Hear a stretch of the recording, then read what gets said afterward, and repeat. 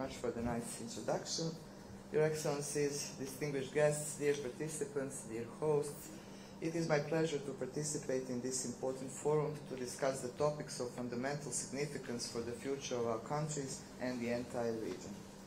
Apart from giving us an opportunity to better understand the problems in the region, such forums help us consider the tools that we have at our disposal to ensure better political understanding, viable economic progress, and stronger economic ties in the region. In the past, the Balkan region was associated with instability and political fragmentation. After the war in former Yugoslavia, many theoreticians, journalists, or opinion makers have used the term Balkanization to refer to similar conflicts and processes of disintegration occurring in other parts of the world. The image of the Balkans as an unstable and conflicted region has remained as such, not only because of the tragic events from the past, but also due to the high level of misunderstanding and mistrust that are still evident in certain countries individually and in the region as a whole. Once acquired, this image has not been fully dismantled up to now. Frankly speaking, many evident uncertainties are still there, and if we want to overcome them, more credible, realistic, and sustainable actions need to be taken. We all know that any burdened situation is a threat to a stable economic development based on unhindered flows of foreign investments. Our legislative efforts to create a favorable business environment are visible, and they give positive results. But still, there are serious obstacles that require political efforts and measures in order to reach a truly better environment in terms of both security and economy. That is why it is important that we as political leaders, business people, entrepreneurs, intellectuals, and media workers demonstrate readiness and make all necessary efforts to change the negative image of the Balkans in the global framework. But let's not be naive. Although the greatest share of that responsibility certainly lies with the political leaders of our countries, it is not only them who create and run the political processes in our region. Actually, many of these are created and run externally, where the approach to the countries in the region or political actors in the region is not balanced, very often even lacking basic consistency or credibility. Therefore, how to raise the level of mutual understanding and successfully interact at the economic front for the benefits of all in such complex circumstances, both regionally and globally, remains a big challenge to the Western Balkan countries too. Of course, economic turbulences, pandemic, wars, political tensions, security issues, illegal migrations, and similar threats require stronger cooperation within the region on one side and between the region and European Union on the other one. To maintain regional stability is a prerequisite for any future recovery. Unfortunately, we have recently seen many tensions and negative developments in our region, followed by a continually biased and partial approach of our international partners to such incidents or negative phenomena.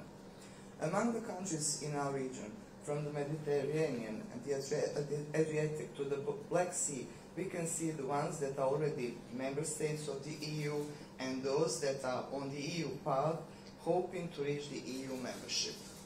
Those Western Balkan countries that tend to become the EU member states have a great opportunity to prepare themselves for the European integration through various regional cooperation initiatives. The Berlin process that includes all the countries in the region is certainly one of them, as is the Open Balkans initiative currently including Serbia, North Macedonia, and Albania. These two initiatives are compatible in their efforts to enable regional cooperation on the issues of infrastructure and economic development, but also in view of the free and unhindered movement of people and goods, recognition of diplomas and working qualifications, and other things that benefit our citizens. Both initiatives represent an excellent development opportunity for the Western Balkans, at the same time offering a practical exercise for the EU integration. We all know this region is still vulnerable and burdened with the events from the past. Each of our countries is still struggling with its own political issues, while at the same time having to deal with numerous economic challenges. Many regional initiatives have been developed in the past 25 years. Some of these have been rather successful, while some have not achieved tangible results. Apart from the internal political burdens in each of our countries, there is still pretty low intensity of bilateral political interaction within the region.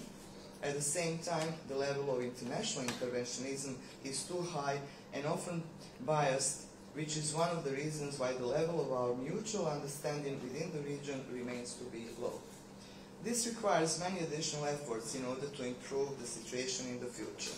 To that end, we support various efforts of the European Union to bring us closer together, but also we expect the EU to have a more pragmatic and credible approach when dealing with our countries individually and when dealing with our region as a whole. That's why I say that this goes the same line when it comes to the treatment of all of us within the region. Nowadays, in the extremely complex situation globally, it is important more than ever to further develop our partnership and the shared vision of the future. Our obligation is to leave better political, security and economic environments to the next generations. We want them to live in a peaceful and prosperous region that would contribute to global stability, not threaten it. I believe that we have learned the lessons from our difficult past and that we will vigorously work to make a better future by deepening our partnership and strengthening our infrastructural and economic ties. I would like to thank our hosts for the nice events here, where we can really develop our discussion and see what we need to do in the future.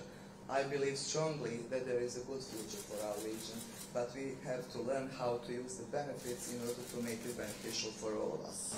I would like to thank once again our Greek hosts to their hospitality and an excellent organization of this forum. As you said, this is my second time here and I know how important it is for all of us. At the same time, and at the end of my address, let me emphasize that there are great investment opportunities, both in Republika Srpska and also Bosnia and Herzegovina, with their favorable geostrategic position in the heart of southeastern Europe, in the central part of the Balkan Peninsula, providing an access to the market of 600 million citizens based on several free trade agreements and arrangements. Our country offers low business operation costs and similar taxation policy, and stimulative also, competitive and highly skilled workforce. As Greece is one of our favorite summertime touristic destinations for our citizens, we would like to invite and welcome all Greek friends and also other friends across the region to experience beauties of our country, especially during winter time, including staying on our Olympic mountain of Jahorinat, which is our beauty. Thank you very much for your attention.